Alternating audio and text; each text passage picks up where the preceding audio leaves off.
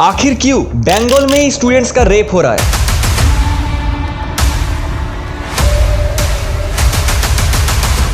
हैरानी की बात तो यह है कि रेप करवाने में क्लासमेट का खुद का ही हाथ है।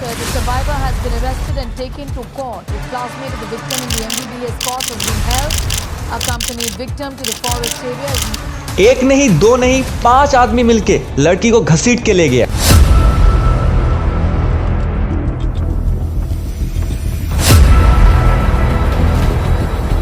नेताओं की मेंटलिटी इतनी गिर गई है कि इस चीज को लेकर भी पॉलिटिक्स शुरू कर दिया है। All the private medical college whose responsibility came out in the night at 12:30.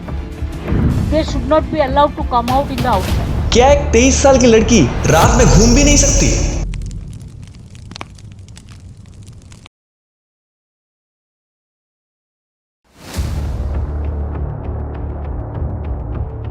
दोस्तों, कुछ सालों पहले दिल्ली को सबसे अनसेफ सिटी माना जाता था, लेकिन आज के दिनों में क्या बंगाल रेपिस्टों के लिए एक सेफ हेवन बन चुका है? क्योंकि लगभग 1 साल के अंदर बंगाल में 3 बड़े रेप केस हुए हैं और ये तीनों ही कॉलेज स्टूडेंट्स के साथ हुआ है। पहले आरजी कौर, फिर कोलकाता लॉ कॉलेज और अब दुर्गापुर में। हाल ही में 10 अक्टूबर में हुई घिनौनी घटना की वजह से बंगाल और उड़ीसा के साथ साथ पूरी देश में मायूसी छाई है।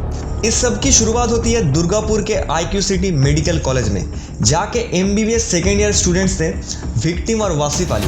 विक्टिम उड़ीसा के जलेसर से यहाँ पर पढ़ने आई थी और वासिफ बंगाल का ही मालदा डिस्ट्रिक्ट से बिलोंग करते थे। तो दोनों काफ़ी अच्छे दोस्त थे, लेकिन आगे जाके यही दोस्ती इस घिनौनी हरकत की वजह बनती है। असल में होता यह है कि 10 अक्टूबर की शाम को 7:54 बजे दोनों एक साथ डिनर करने के लिए जाते हैं। डिनर करने के बाद लगभग 8:30 बजे जब वो वापस आ रहे थे और तभी 3 लोग बाइक से उन लोगों का पीछा करते हैं। विक्टिम के बयान के मुताबिक वासिफ उनको अकेला छोड़ के कैंपस वापस चले जाते हैं और CCTV कैमरा में भी 8:42 को वासिफ को अकेला ही अंदर आते हुए देखा गया था और महज 6 मिनट के बाद वासिफ फिर से चले जाते हैं। इतने में वो 3 लड़के उस विक्टिम को घसीटते हुए जंगल की तरफ ले जाते हैं।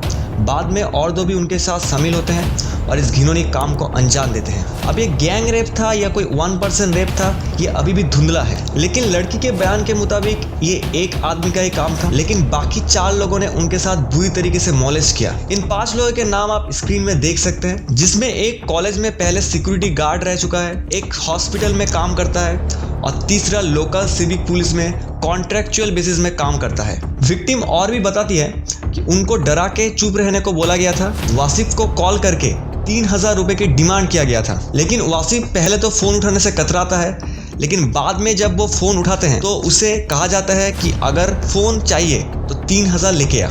इसके बाद लोकल लोग झाड़ियों से आवाज़ सुन के वहाँ पर आते हैं और उन्हें देखकर रेपिस्ट भाग जाते हैं। बाद में अराउंड 9:29 को वासिफ विक्टिम को कॉलेज कैंपस में वापस लाते हैं और विक्टिम को उसी कॉलेज में एडमिट करवा देते हैं। लेकिन हैरानी की बात यह है कि विक्टिम ने जब तक मुंह नहीं खोला तब तक वासिफ ने क्यों इस बारे में किसी को नहीं बताया। विक्टिम के फादर को यह बात पता चलते ही वो वासिफ को डायरेक्ट दोषी ठहराते हैं और ये तक कह देते हैं कि वासिफ पर्सनली उन लोगों को पहचानते हैं। कॉलेज की एक स्टूडेंट के मुताबिक वासिफ विक्टिम को लेकर जहाँ पर गया था वो जगह वैसे ही बहुत खतरनाक था और ये सबको मालूम था। बाद में जाके पुलिस को भी वासिफ का बयान थोड़ा धुंधला लगता है, तो इसीलिए 10 दिन के लिए उनको रिमांड में रखा गया है। अब इस वारदात के बाद उड़ीसा और बंगाल के बीच तनाव बढ़ चुकी है। उड़ीसा वेस्ट बंगाल गवर्नमेंट को ट्रस्ट नहीं करती है, तो इसीलिए इन्वेस्टिगेशन के लिए अपनी खुद की फॉरेंसिक टीम वहाँ पर भेज दी है। बंगाल के CM का बयान आता है कि ये तो एक प्राइवेट इंस्टीट्यूट है, तो किसका रेस्पॉन्सिबिलिटी होगा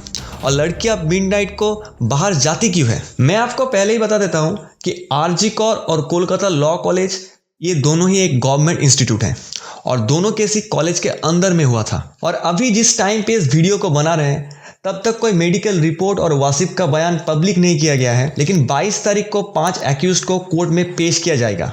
और इस वीडियो के अंत में हम कहना चाहेंगे कि आखिर कब इस देश में औरत को फुल सेफ्टी मिलेगी। Thank you.